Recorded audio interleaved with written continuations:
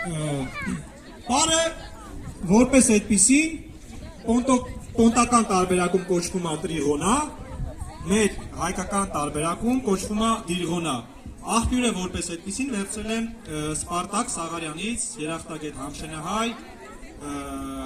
Սևծովի տարածքում, Ռուսաստանի տարածքում գործող, իր հետ առիթ ունեցել եմ հանդիպելու, ծանոթանալու, հիմա էլ ահագին ճշտումներ եմ անում։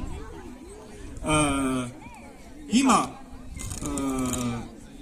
ամենայն հավանականությամբ Սպարտակ Սաղարյանն ասում էր, որ դա հունական պար է եւ համշենահայերը վերցրել են հույներից, դե բնականաբար ոճային առումով հարմարացրել են իրենց մշակույթին, իրենց մտածելակերպին։ Տրիղոնայի պարի հետ կապված փոխանցեմ Ձյանին, ինքը մի փոքր ինֆո կտա, հետո կսկսենք արդեն պարի ուսուցումը։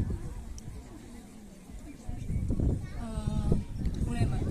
պոնտական բարբառում տրիղոնան նշանակում է էկտատրակ, բայց որպես այդպիսին դա փոխաբերական իմաստով դիմելաձև է, տղամարդու կողմից սիրելի կնոջը։ Նորից սկսեմ, սա իմ առաջին նմանատիպ միջոցառումն է, կսովորեմ։ Պոնտական բարբառում տրիղոնան նշանակում է էկտատրակ, բայց որպես այդպիսին դա դիմելաձև է եղել տղամարդու կողմից սիրելի կնոջը, ով ուղարկել է իր կնոջը անտառ փայտ հավաքելու եւ ետ վերադառնալուց կինը սկսել է կաղալ եւ այդ կաղալու շարժումից վերցրել են եւ առաջացել է այդ պարը։ Պարը հիմա պահպանվել է, ճիշտ ասած, երկու աջ, երկու ձախ տարբերակով, բայց ի սկզբանե եղել է համշենականի նման, երեք ձախ, երկու աջ տարբերակով։ Հիմնականում պարել են Արգիրոպոլիսի շրջանում,